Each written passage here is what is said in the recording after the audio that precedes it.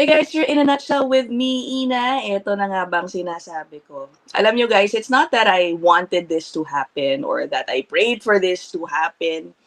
It's more of, I knew na posibleng mangyari ito. Okay. Anong ito? Nakita nyo naman yung ating title. Ano? Yung CBSA, dumating po sa isang lokasyon no, ng mga nagpo-protest ng international students sa bandang Alberta. We had a discussion about these protests. I think more than a week ago. I highly encourage you to go back to that. Pero sabihin ko na lang po sa inyo yung gist na kanilang pinoprotesta. No? They are protesting over what they say are mass refusals of PGWP applications of hundreds of students enrolled in one college in Alberta, sa Portage College. Kaya raw po nire-refuse yung mga PGWP applications dahil sinabi ng IRCC, yung mga kurso po nila ay non-credit courses. So para nagkaroon ng issue kasi sa pagkakaalam raw ng mga students nung sila ay nag-enroll, eligible daw po yung mga kurso nila for PGWP, but then IRCC later on clarified na hindi raw po. So yan yung kanilang pinoprotesta. But we're not going to talk about much of that. Ang pag-uusapan lang natin yung nangyari na sa kanilang protesta. Ito na nga, kahapon po nagkalat ang isang video kung saan makikita ang ilang CBSA officers kinakausap po yung ilang mga estudyante. Okay? And supposedly, nag-conduct ng enforcement check. Okay? Tinanong siguro, ano ang papel ninyo? May papel ba kayo dito? Do you have IDs to present to us, no? To prove you have valid status here? Pakita muna natin, no? This is from Yegwave on X.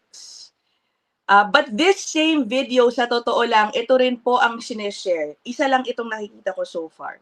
Pati yung caption na pula na yan. So, it's the same one being shared by the different outfits. No? Let me play it for you. Maikli lang naman to, 7 seconds. My office today at 2 o'clock, and then we can review your whole package. My office today at 2 o'clock, and then we can review your whole package. So ano ang nakikita lang natin base dito sa video, no? Nakikipag-usap, may ilang mga officers na may sinusulat, wala naman pong violence na nakikita. Mukhang naging peaceful naman, no? Yung kanilang enforcement operation. Okay, ang tawag po ng ilang mga reports ni RAID, yung international student protest. What do you think about this, no? Let me share with you this other report, ayan, from Juno News. Same, no? Sabi dito, breaking Canada Border Services Agency officers raided a weeks-long international student protest with a source familiar with the operation telling Juno News that officers checked attendees' immigration status. Meron din pong isang kumakalat na document, picture ng isang document na binigay raw umano sa isang estudyante doon. Isa po itong notice to appear before CBSA. So I can only assume, na baka na-determine ng CBSA officer na wala pong status yung estudyanteng nabigyan nito, kaya po siya may notice to appear sa CBSA. So clearly, it is an enforcement operation to check if the attendees of that protest have valid status. Anong palagay ninyo? I'm sure many of you guys saw this coming. Sure, many of you are also surprised na, wow, ginawa talaga ng CBSA, I'm sure some of you are thinking, wondering, sa tinagal-tagal na po at dinami-dami na mga protestang ginagawa ng ilang mga international students, para ngayon lang tayo nakakita na pinuntahan po sila ng CBSA. What do you think, guys? For me, obviously, it is a risk that they took in conducting those protests. In protesting the mass refusals of PGWPs, they indirectly implied na kung sila po ay affected dyan, malamang wala na silang status. Okay. Protesting, it is a protected right here in Canada. But obviously, in this case, we will learn that it does not protect you from an enforcement operation of a concerned government agency. In this case, the CBSA. The irony of it all, guys. Sila po ay nagpo-protesta, diba? Para makita ng gobyerno ng Canada yung hinaing nila. Gusto nilang magpakita. At ngayon, nakita talaga sila ng CBSA. At pinuntahan doon para magkaroon ng immigration status check. I will share with you this other report. And this is from the Hindustan Times. Still talking about what happened. Sabi po dito, Canada border officers conduct checks at Indian origin students demonstration site. A person present at the protest said 10 to 12 people at the site were taken for a pre-removal risk assessment or PRRA, as immigration status of several was checked. Yung pre-removal risk assessment, sa pagkakaalam ko po, no, this is being conducted para ma-assess kung yung isang taong meron na pong removal order, kung meron ba talaga siyang hinaharap na danger doon sa bansang kanyang babalikan kung sakali. Kung pwede ba talaga siyang ibalik doon at walang mangyayari sa kanyang masama. Okay, I have my doubts if these people were really taken for a PRRA assessment. Kasi ang alam ko, no, part yan ng proseso, kumbaga isi-schedule ka. I have not heard of anybody being literally taken and brought to the CBSA office for a PRRA. I don't know. Palagay ko, after nitong raid na ito, no, mababawasan na yung mga international students na magpoprotesta. Panginin nyo. This to me is a clear message from the CBSA na okay, sige, nagpoprotesta kayo, make sure you have valid status. Kasi if not, pwede namin kayo puntahan at i-check at yung makikita namin walang status, malalagay kayo sa radar namin, kumbaga. I think another important question to ask is, okay, so what happens next after this inspection check? I'm sure CBSA will have, information about all the students that they found who may be without valid status. What happens to them? I assume many of them will be asked to appear before the CBSA. Tulad nung isa, no, napadalan po siya ng notice to appear. This process, I think, could start a removal proceeding for these students. Now, mag-a-appear kaya sila pag sila po ay pinatawag na talaga sa CBSA? Or will many of them go into hiding? We don't know. Siyempre, no? Yan, ang sa ngayon, di pa tayo sure. Now, anyway, coincidentally, I don't know if it's sheer coincidence o may kinalaman talaga ito, no? Yung timing ng pag-post ng isang statement po ni Alberta Premier Daniel Smith. Posted on the same day that the inspection check happened. Sabi niya, a student visa is a temporary document to study in Canada. That was always understood.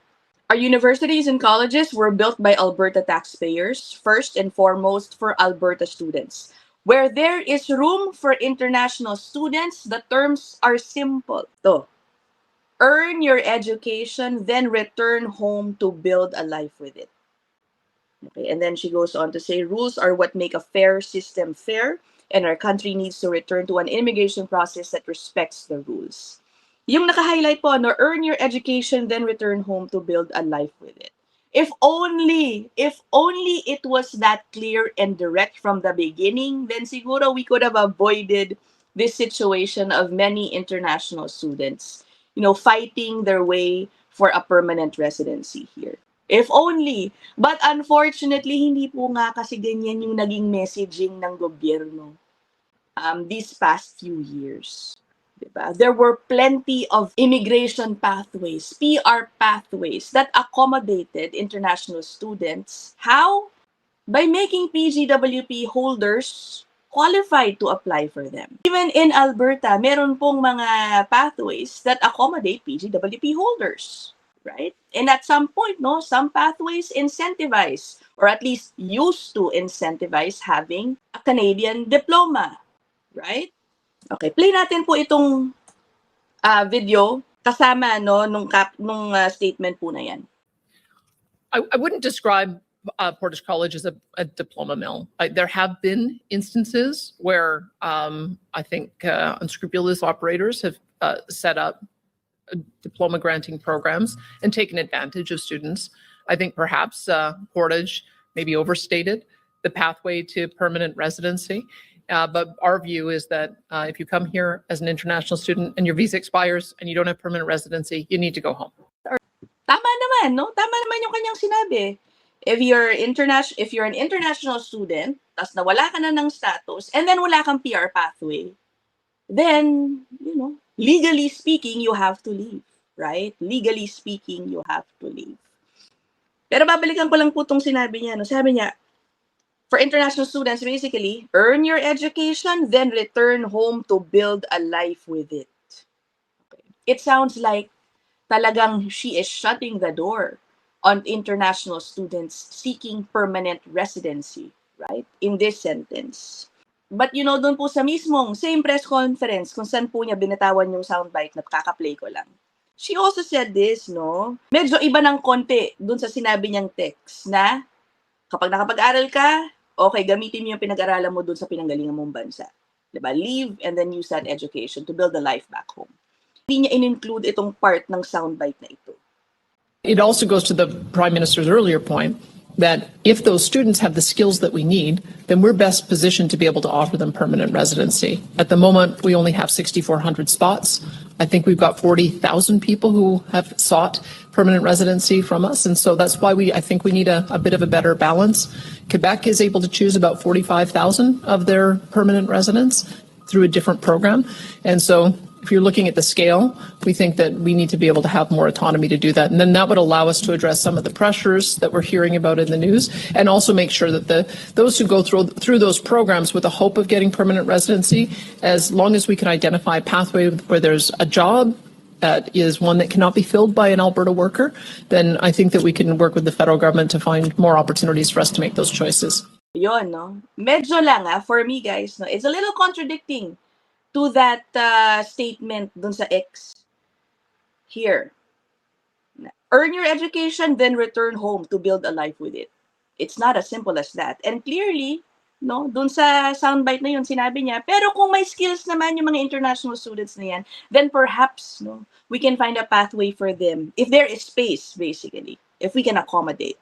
Which is correct, no? But at least dun sa soundbite, it's clear pa rin na sa kanya, no, kahit sa probinsya niya, there is still space for international students to gain permanent residency. Okay, gusto ko lang po i-point out yon. I do agree with her, ano? If you are an international student, pipas na yung PGWP mo, for example, hindi ka nakahanap ng PR pathway. Unfortunately, what do? Wawalan ka talaga ng status. And here in this channel, no, we do not encourage overstaying. We always advocate for seeking valid status, right? Okay, so balikan natin yung protesta. What do you guys think, ano? Let's clarify, by the way, guys, ano? Kung yung CBSA po, nakahanap ng mga estudyante doon na out of status, it does not necessarily mean na automatically deport na po yun. Okay, meron pa rin pong proseso yan na pagdadaanan. It could take a long time. Kung ang inaabangan po ninyo ay yung deportation, it could take a long time before that actually happens. Okay, may mga hearing pa po yan. Alright, I will end this episode here. Let me know what you guys think. I'll see you guys in the next one. Bye!